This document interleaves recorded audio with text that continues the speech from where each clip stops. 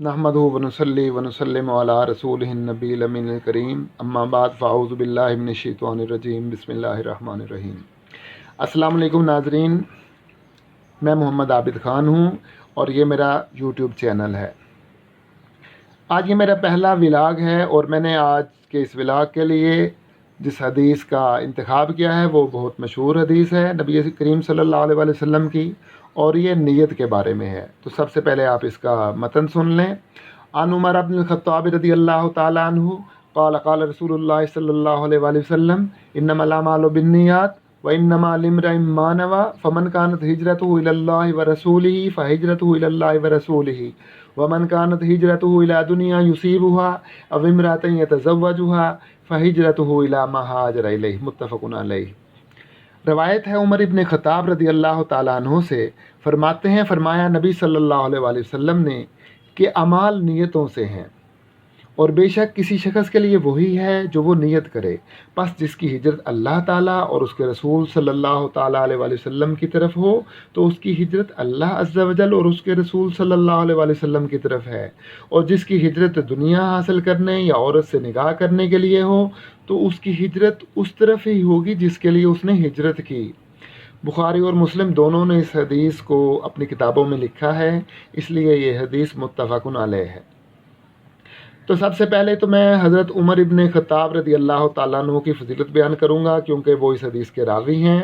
आपका नाम शरीफ उमर इब्न ख़त्ताब इब्न नफ़ील है, कुनियत अबू हफ्स है। मुस्तफ़ा सल्लल्लाहु अलैहि वसल्लम की तरफ से लक़ब फ़ारूक़ आज़म अता हुआ और उम्मत मुस्लिमा की तरफ से आपको अमीरुल मोमिनीन का खिताब जो था वो दिया गया। आप रज़ी अल्लाह ताला अन्हु अपने कबीले की निस्बत से करशी अदवी हैं और काब इब्न लवी की पीढ़ी में हुज़ूर सल्लल्लाहु अलैहि वसल्लम से मिल जाते हैं। हज़रत उमर रज़ी अल्लाह ताला अन्हु के फ़ज़ाइल बेहद बेशुमार हैं। आप जलीलुल क़द्र सहाबी हैं और कदीमुल इस्लाम मोमिन हैं। हज़रत उमर रज़ी अल्लाह ताला अन्हु के ईमान से मुसलमानों का 40 का अदद पूरा हुआ। आप रज़ी अल्लाह ताला अन्हु के ईमान लाने पर फ़रिश्तों में मुबारकबाद की धूम मची और ईमान वालों में भी मुबारकबाद की धूम मची ज़मीन के ऊपर।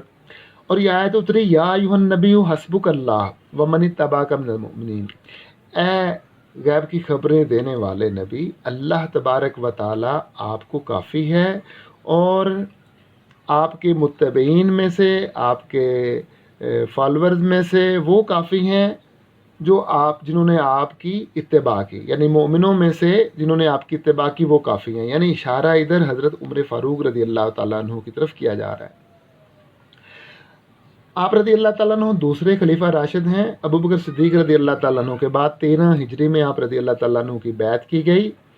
आप रज़ी अल्लाह ताला अन्हु के ज़माने में इस्लाम बहुत फैला, बहुत ममालिक फ़तह हुए। कुरान करीम की बहुत सी आयात आप रज़ी अल्लाह ताला अन्हु की राय के मुताबिक उतरी, जैसा कि पर्दे की आयात हैं और शराब की हुर्मत की आयात हैं और इस तरह करके और भी काफ़ी सारी रिवायात हैं जो आपकी राय के मुताबिक नाजिल हुई आयात कुरान पाक की।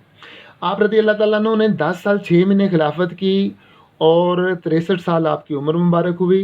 29 ज़िलहज्जा 23 हिजरी बुध के दिन मस्जिद नबवी सल्लल्लाहु ताला अलैहि वसल्लम में, महराब नबी सल्लल्लाहु अलैहि वसल्लम में, मुसल्ला मुस्तफ़ा सल्लल्लाहु अलैहि वसल्लम पर नमाज फ़जर पढ़ाते हुए शहीद हुए। मुगीरा इब्न शोबा के यहूदी ग़ुलाम अबू लोलो ने खंजर का वार करके आप रज़ी अल्लाह ताला अन्हु को शहीद किया। आप रज़ी अल्लाह ताला अन्हु की शहादत पर दरो दीवार से इस्लाम के लिए रोने की आवाज़ें आती थीं कि आज इस्लाम और मुसलमान यतीम हो गए। हज़रत सुहेब रज़ी अल्लाह ताला अन्हु ने आप रज़ी अल्लाह ताला अन्हु की नमाज जनाजा पढ़ाई और आप गुंबद खज़रा में पहलुए मुस्तफ़ा और पहलुए अबू बकर सिद्दीक़ रज़ी अल्लाह ताला अन्हु में दफन हुए। आप रज़ी अल्लाह ताला अन्हु की रिवायतें 537 हैं। आइए नाज़रीन, अब मैं आपको इस हदीस का सियाक़ो सबाक़ बताता हूँ। अंसार मदीना रिज़वानुल्लाहि अलैहिम अजमईन ने मुहाजिरीन की ऐसी दायमी शानदार मेहमानी की कि सुभान अल्लाह, उन्हें अपने घरों, बागों, ज़मीनों में बराबर का हिस्सेदार बना लिया। हत्ता कि अगर किसी अंसारी की 2 बीवियाँ थीं तो एक को तलाक देकर मुहाजिर भाई के निकाह में दे दिया। अंदेशा था कि कोई ज़मीन, मकान या औरत के लालच में हिजरत करे اس لیے حضور صلی اللہ علیہ وسلم نے اس حدیث کو ارشاد فرمایا۔ اب میں آپ کو ہجرت کے معنی بتاتا ہوں۔ ہجرت کے لغوی معنی ہے چھوڑنا۔ شریعت میں رب کو راضی کرنے کے لیے وطن چھوڑنے کا نام ہجرت ہے۔ ہجرت بوقت ضرورت اعلیٰ درجہ کی عبادت ہے۔ اسلامی سن ہجری حضور صلی اللہ علیہ وسلم کی ہجرت کی یادگار ہے۔ اب میں آپ کو اس حدیث میں دی گئی مثال کا مفہوم سمجھاتا ہوں۔ اس حدیث میں مثال دی گئی ہے، جو مثال دی گئی ہے اس کا مفہوم یہ ہے کہ جو ہجرت میں اللہ تعالیٰ اور اس کے رسول صلی اللہ علیہ وسلم کی خوشنودی کی نیت کرے، اس کی ہجرت واقعی اللہ تعالیٰ اور اس کے رسول صلی اللہ علیہ وسلم کی طرف ہے۔ اور جو دنیا یا عورت کی خاطر ہجرت کرے، اگرچہ وہ شرعاً مہاجر کہلائے گا، لیکن وہ اللہ تعالیٰ کے ہاں اجر سے محروم رہے گا۔ یہاں سوال یہ پیدا ہوتا ہے، کیا ریاکار مہاجر بھی مہاجر کہلائے گا؟ تو بالکل جناب، ریاکار مہاجر بھی مہاجر کہلائے گا، اگرچہ وہ ہجرت کا اجر نہیں پائے گا، کیونکہ حدیث سے یہی مفہوم ثابت ہو رہا ہے کہ وہ مہاجر تو ہوگا لیکن اجر نہیں پائے گا۔ اب چلتے ہیں نیت کی طرف۔ نیت کسے کہتے ہیں؟ نیت ارادہ عمل کو بھی کہتے ہیں اور اخلاص کو بھی، یعنی اللہ تعالیٰ اور اس کے رسول صلی اللہ علیہ وسلم کو راضی کرنے کا ارادہ نیت ہے۔ یہاں نیت دوسرے معنی میں ہے، یعنی اعمال کا ثواب اخلاص سے ہے، جیسا کہ حدیث میں اگلے مضمون سے ظاہر ہے۔ اس صورت میں یہ حدیث اپنے عموم پر ہے، مطلب کوئی عمل اخلاص کے بغیر ثواب کا باعث نہیں، خواہ عبادات مقصودہ ہوں جیسے نماز، روزہ، حج وغیرہ، یا عبادت غیر مقصودہ جیسے وضو، غسل، کپڑا، جگہ بدن کا پاک کرنا وغیرہ، کہ ان پر ثواب اخلاص سے ہی ملے گا۔ یعنی دونوں طرح کی عبادتیں جو ہیں ان پر ثواب اخلاص سے ہی ملے گا۔ اب میں آپ کو بتاتا ہوں کہ اخلاص کی اور اچھی نیتوں کی اہمیت کیا ہے۔ صوفیاء کرام رحمہم اللہ فرماتے ہیں کہ اخلاص اور نیت خیر ایسی نعمتیں ہیں کہ ان کے بغیر عبادات محض عادتیں بن جاتی ہیں، اور اس کی برکت سے کفر شرک شکر بن جاتا ہے، اور گناہ اور معصیت اطاعت بن جاتے ہیں۔ حضرت ابو امیہ دمیری رضی اللہ تعالیٰ عنہ نے، یہ چند مثالیں میں آپ کو دینے لگا ہوں، یہ 3 مثالیں ہیں۔ پہلی مثال، حضرت ابو امیہ دمیری رضی اللہ تعالیٰ عنہ نے ایک موقع پر کفری الفاظ بول لیے۔ نمبر 2، حضرت ابو بکر صدیق رضی اللہ تعالیٰ عنہ نے ہجرت کی رات غار ثور میں ایک قسم کی خودکشی کر لی۔ نمبر 3، سیدنا علی المرتضیٰ رضی اللہ تعالیٰ عنہ نے خندق میں، غزوہ خندق کے دوران عمدن نماز عصر چھوڑ دی، مگر چونکہ ان احباب کی نیتیں خیر تھیں، اس لیے ان حضرات کے یہ کام ثواب کا باعث بنے۔ یہ ہوتا ہے نیت خیر کا فائدہ۔ انما الاعمال بالنیات۔ اچھا، یہاں پہ بعض شواف علماء نے اختلاف کیا ہے، لیکن ان کا اختلاف ٹیکنیکل ہے، تکنیکی وجوہات کی بنیاد پر۔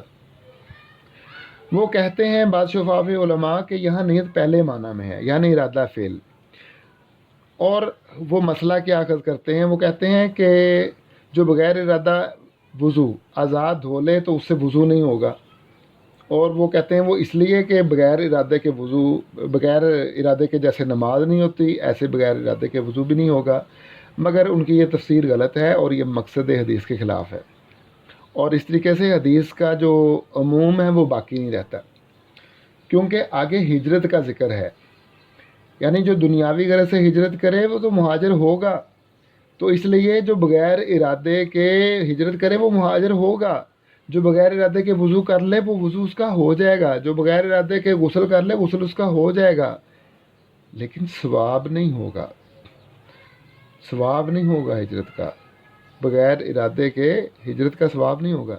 نیز جو بغیر ارادہ ہے جواز نماز، گندا کپڑا، گندا جسم، گندی زمین دھو ڈالے، تو ان شواف علماء کے ہاں بھی یہ چیزیں پاک ہو جاتی ہیں اور اس عمل سے نماز جائز ہو جاتی ہے۔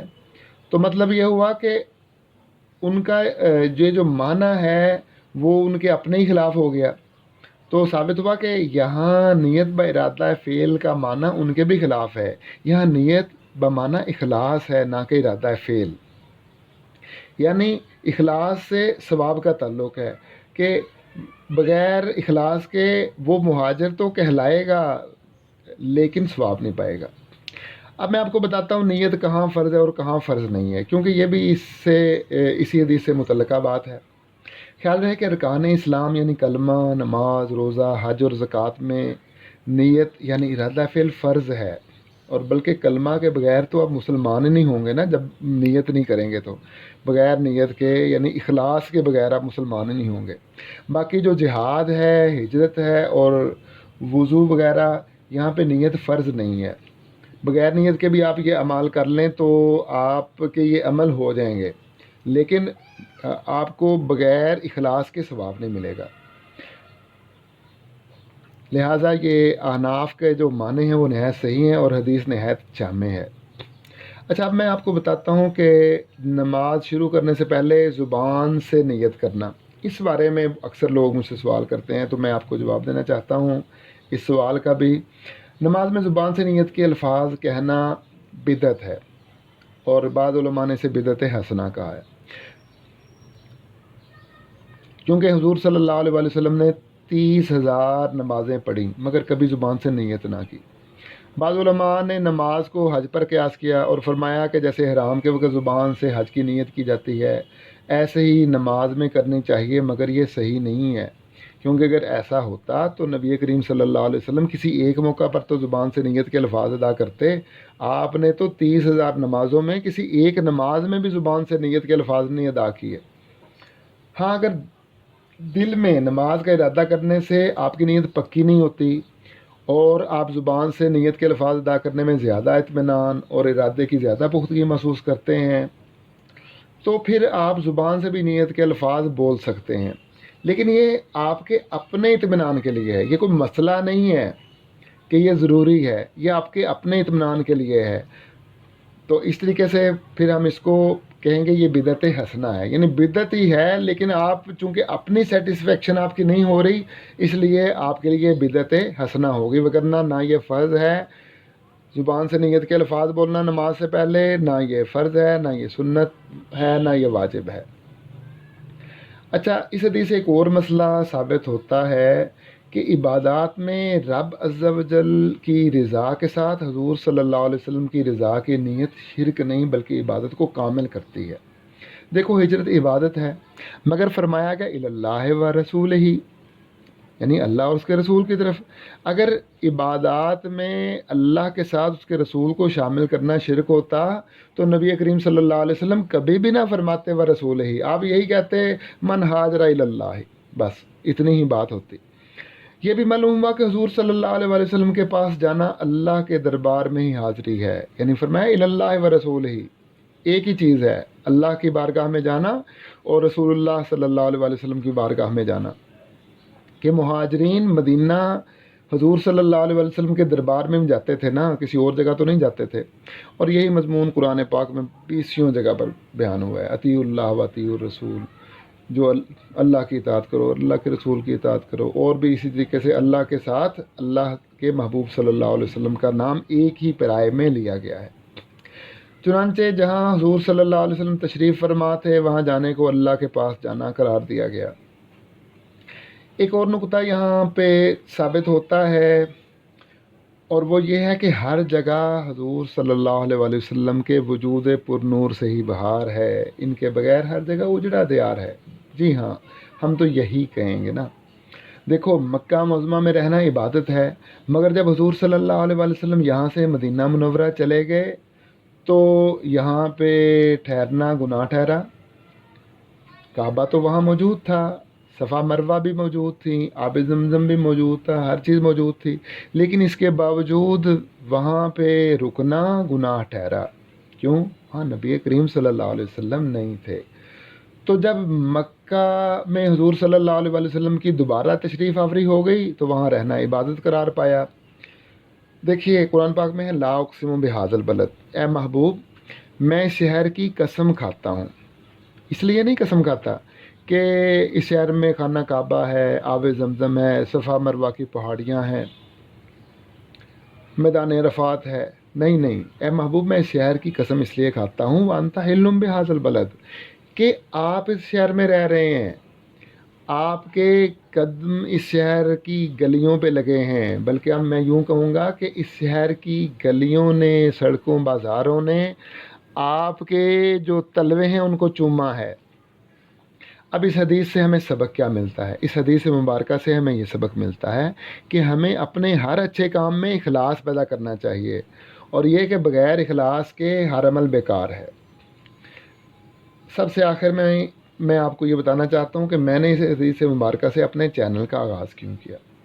میں نے اس حدیث سے اپنے چینل کا آغاز اس لیے کیا ہے کہ میں اپنے نیت کو خالصتاً لوجہ اللہ کرنا چاہتا ہوں، اور لوجہ رسول اللہ صلی اللہ علیہ وسلم کرنا چاہتا ہوں۔ میں چاہتا ہوں کہ دنیاوی مفاد، شہرت، یہ تو عارضی چیزیں ہیں، اور میرا یہ چینل بعد میں بھی، میری زندگی کے بعد بھی چلتا رہے، اور میرے لیے باعث مغفرت، باعث اجر اور باعث فضیلت بنے، اور صرف اللہ تعالیٰ اور اس کے حبیب صلی اللہ تعالیٰ علیہ وآلہ وسلم کی خوشنودی حاصل کرنے کے لیے میں نے اس چینل کا آغاز کیا ہے۔ آپ تمام حاضرین سے بھی میری یہی گزارش ہے کہ جب آپ میری اس گفتگو کو شیئر کریں، لائک کریں، تو آپ صرف اللہ تبارک و تعالیٰ اور اس کے حبیب صلی اللہ علیہ وآلہ وسلم کی رضا اور خوشنودی حاصل کرنے کے لیے اس کو آگے پہنچائیں۔ وما علینا الا البلاغ المبین۔